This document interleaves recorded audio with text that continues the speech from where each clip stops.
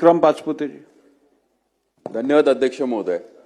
आता जे काही आदरणीय मंत्री महोदयांनी उत्तर दिलं त्याच्यामध्ये एक सांगण्यात आलेलं आहे की डिसेबिलिटी सर्टिफिकेट निघाल्यानंतर त्याची व्हॅलिडेशन हे 3 महिन्यामध्ये होणं अपेक्षित आहे. पण दुर्दैवाने जसं आपण जात पडताळणी देत असताना जातीचं प्रमाणपत्र एसडीओ असतील कलेक्टर या लेवलला दिलं जातं, पण पडताळणीसाठी सेपरेट एजन्सी आहे.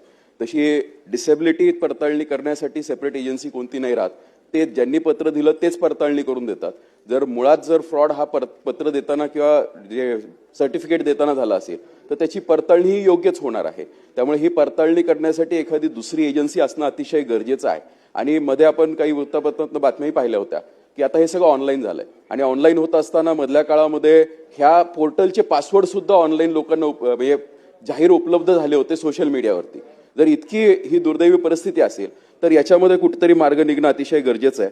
त्याचबरोबर काही डिसॅबिलिटीज आहेत महत्वाच्या, ज्याच्यामध्ये बुद्धिबळ अथवा बौद्धिक विकलांग म्हणजे इंटेलेक्च्युअल डिसॅबिलिटी, त्याचबरोबर मानसिक आजार किंवा मानसिक विकृतीशी संबंधित विकलांग म्हणजे मेंटल बिहेवियर डिसॅबिलिटी आणि मेंटल इलनेस, अशा आजारांना कृपया करून आपण या शासकीय नोकऱ्यांमधनं कुठेतरी वगळलं पाहिजे. कारण हे लोक ज्यावेळेस आपण काम घेऊन जातो याला काहीतरी मार्गही निघणं गरजेचं आहे.